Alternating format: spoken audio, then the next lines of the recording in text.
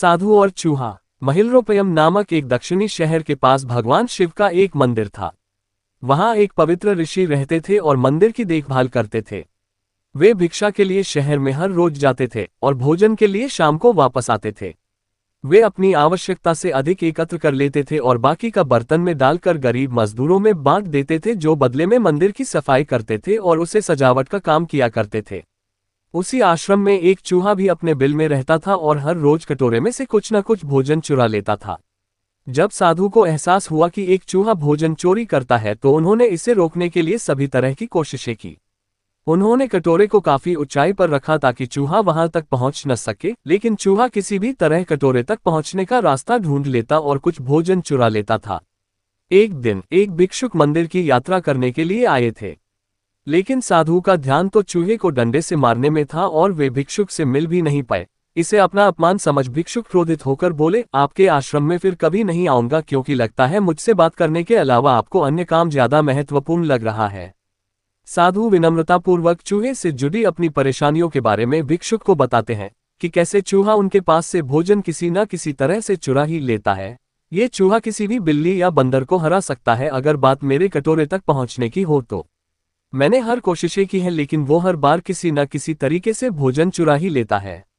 भिक्षुक ने साधु की परेशानियों को समझा और सलाह दी, चूहे में इतनी शक्ति, आत्मविश्वास और चंचलता के पीछे अवश्य ही कुछ न कुछ कारण होगा। मुझे यकीन है कि इसने बहुत सारा भोजन जमा कर रखा होगा और यही कारण है कि चूहा अपने आप को बड़ा महसूस करता है और इसी से उसे ऊंचा कूदने की शक्ति मिलती है। चूहा जानता है कि उसके पास कुछ खोने के लिए नहीं है, इसलिए वो डरता नहीं है। इस प्रकार साधु और भिक्षुक निष्कर्ष निकालते हैं कि अगर वे चूहे के बिल तक पहुंचने में सफल होते हैं तो वे चूहे के भोजन के भंडार तक पहुंचने में सक्षम हो जाएंगे। उन्होंने फैसला किया कि अगली सुबह वो चूहे का पीछा करेंगे और उसके बिल तक पहुंच जाएंगे। अगली सुबह वो चूहे का पीछा करते हैं और उसके बिल के प्रवेश द्वार तक पहुंच जाते हैं।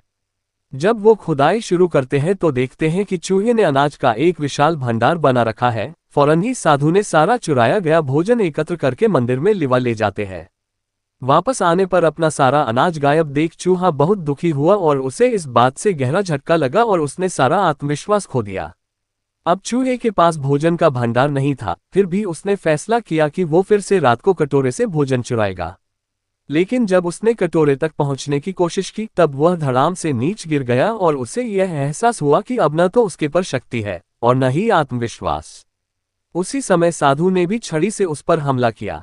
किसी तरह चूहे ने अपनी जान बचाई और भागने में कामयाब रहा और फिर वापस मंदिर कभी नहीं आया। यदि हमारे पास भी संसाधनों की कमी न हो तो हम में भी अद्भुत शक्तियां और आत्मविश्वास की कमी कभी नहीं आ सकती।